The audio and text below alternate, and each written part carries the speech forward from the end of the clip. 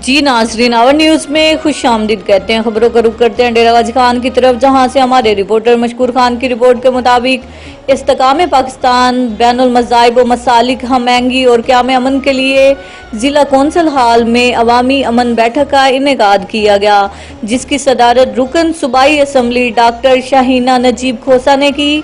तकरीब में सियासी जमातों, SSDO, national peace and justice council के नुमाइंदे, उलमा मशाइख, वकला, डॉक्टर्स, असातिज़ा, तलबा और तालबात, tiger force, girls guide, boys scouts, अक़लीती बिरादरी और ज़िंदगी के हर शोबा से ताल्लुक़ रखने वाले मर्द और ख़वातीन ने कसीर तादाद में शिरकत की।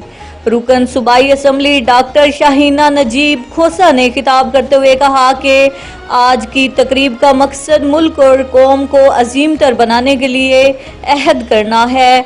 सियासी और ज़ाती मफादात को बलाए ताक रखते हुए इस्तेकाम पाकिस्तान के लिए मिलकर किरदार अदा किया जाए। हम सब ने मिलकर अमन की राहें तलाश करनी है।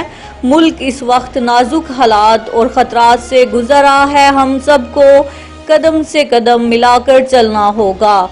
इस मौका पर मिली नगमे, नज़्में और मिली गीत गाए गए।